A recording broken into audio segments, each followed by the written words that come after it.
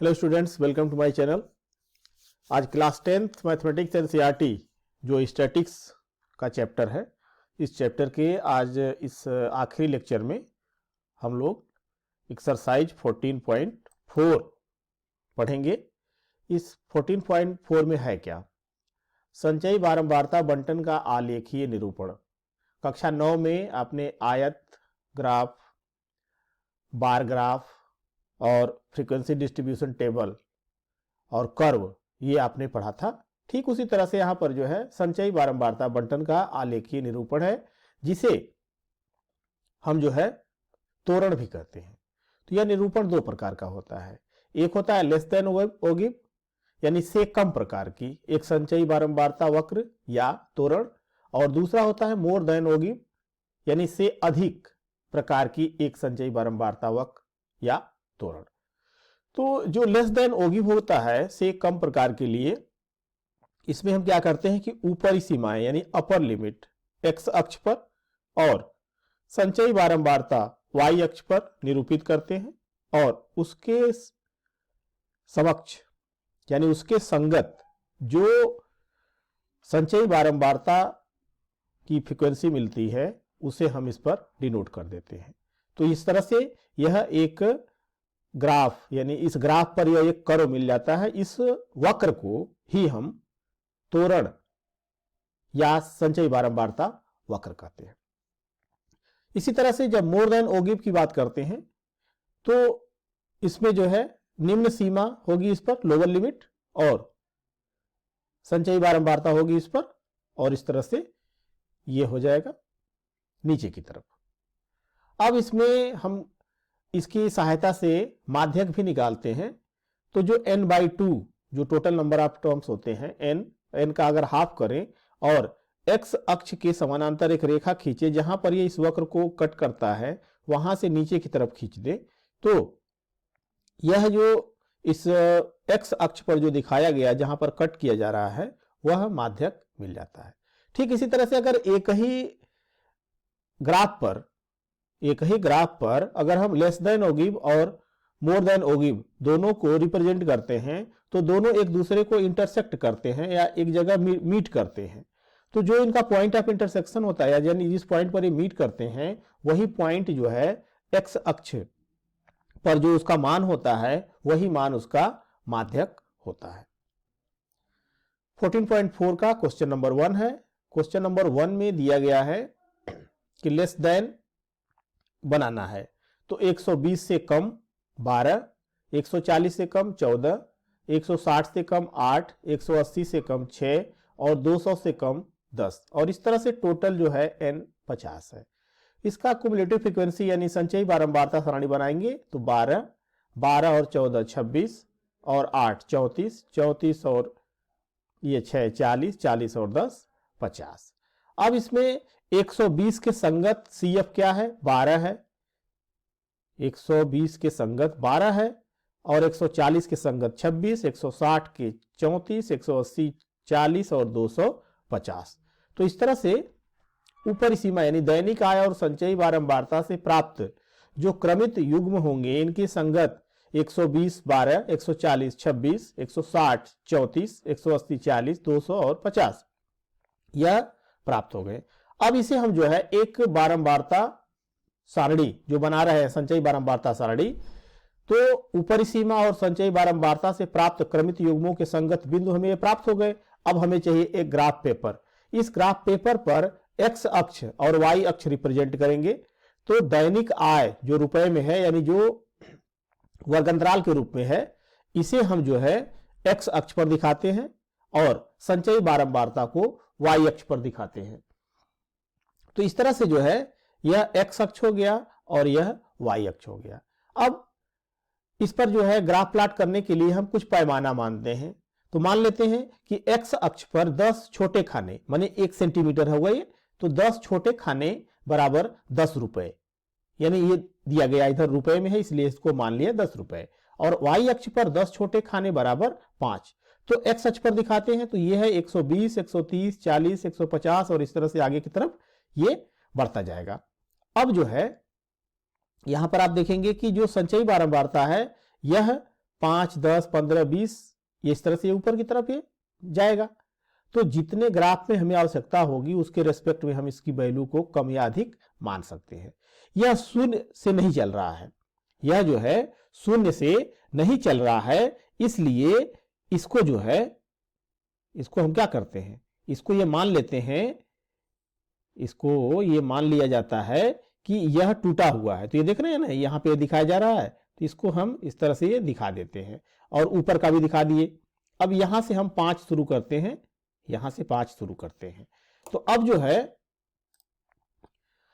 जो ग्राफ बनेगा, अब इसमें देखिए क्या होता है, जो पॉइंट है 120 और 12 है पहला, 120 और 12, तो एक्स अक्ष पर चलेंगे 120 और ऊपर चलेंगे 12, तो 10 ये हो गया और 12 का मतलब इस पे माना गया है कि 10 छोटे खाने बराबर 5, तो 1 का मान जो है 2 खाने के बराबर हो गया, तो यानी 12 है तो 24 खाने हो जाएंगे, यानी 10 और ये 4।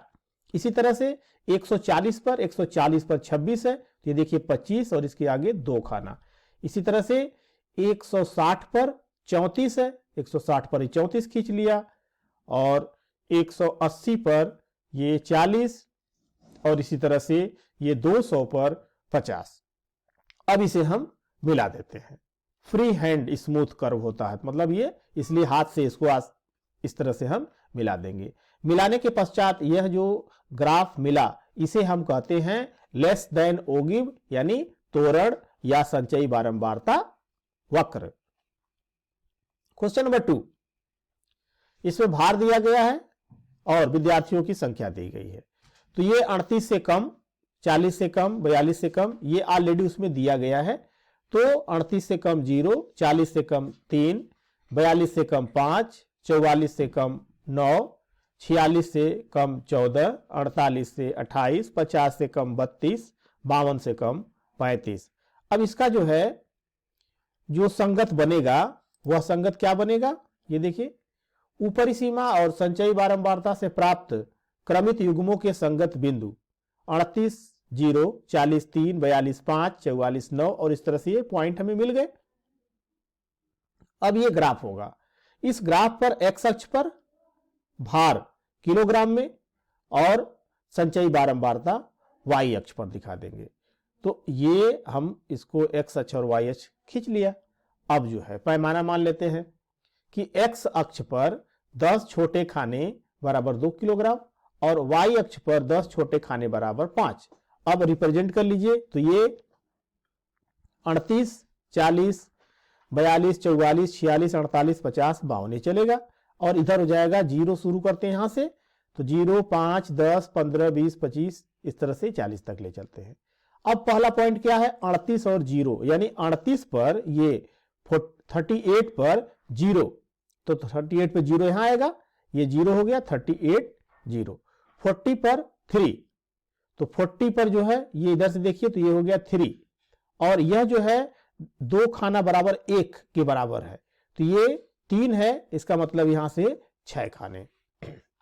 इसी तरह 42 पर 5, तो ये 42 पर ये 5 हो गया, 44 पर 9, 46 पर 14, 48 पर 28, 50 पर ये 32, और ये 52,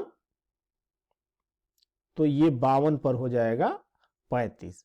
अब इससे जो है इन पॉइंट्स को क्या करें, इन पॉइंट्स को फ्री हैंड मिला दीजिए। तो ये फ्री हैंड आपने मिला दिया।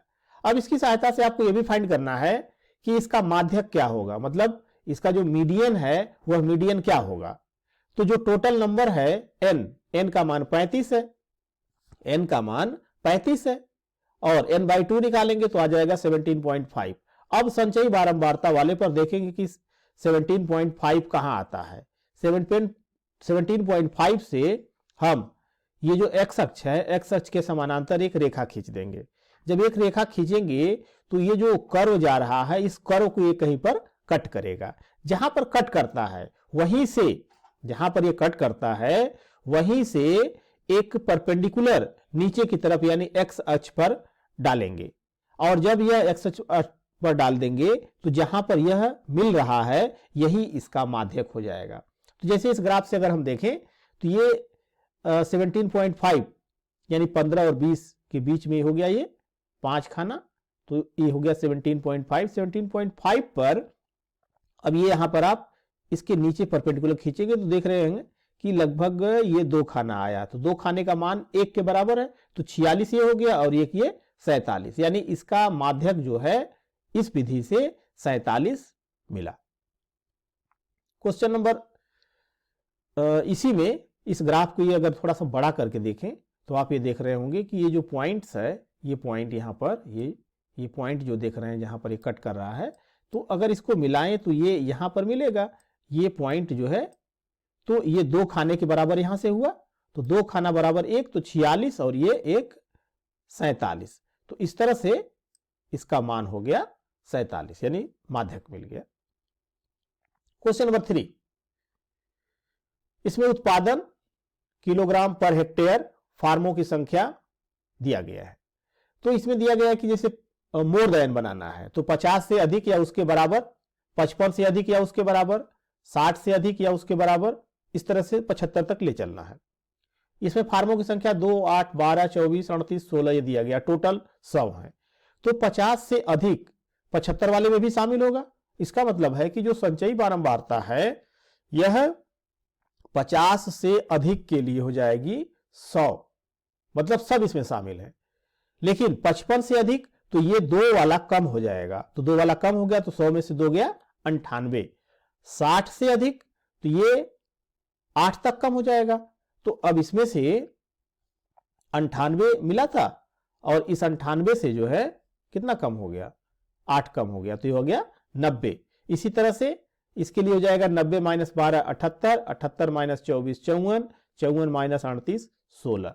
अब इनके संगत जो क्रमित बिंदु बनेंगे, यह बिंदु कौन से होंगे, निम्न सीमा और संचयी बारंबारता से जो क्रमित युग्म मिले, यह 50 पर 100 यानी 50 के साथ 100, 55 पर 98, 60 पर 90, 65 पर 78, 70 पे 54 और 75 पे 16, ये प्राप्त हो गए। अब जो है आपने ग्राफ लिया, इस ग्राफ पर एक्स अक्ष पर दिखा दिया निम्न सीमाएं यानी जो उत्पादन है, और वाई अक्ष पर इसकी संचयी बारंबारता। अब इस पे कुछ पैमाना मानेंगे तो एक्स अक्ष पर 10 छोटे खाने बराबर 5 इकाई उत्पादन लिया गया है, वाई अक्ष पर 10 छोटे खाने बराबर 10 की मान लिया गया। अब इधर 50, 55, 60, 65, 70, 75 ये चले, और इधर हो गया 0, 10, 20, 30 और ये, क्योंकि 100 तक पहुंचना है तो हम 100 से थोड़ा अधिक लेकर के चलेंगे। अब पहला पॉइंट 50 पर 100 है तो ये हो गया, इस पर चलेंगे 50, ये 50 पर देखिए ये हो गया 100। इसी तरह से 55 पर 98, 60 पर 90, 65 पे 78 और 70 पे ये 54 और 75 पे 16। तो इस तरह से इन पॉइंट्स को आपने मिला दिया। पॉइंट्स को मिलाने के बाद यह जो ग्राफ बना, यह ग्राफ आपको कौन सा मिलेगा, यह मोर देन ओ गिव है। ये ग्राफ जो है इसको जो है कहा जाता है मोर देन ओ गिव।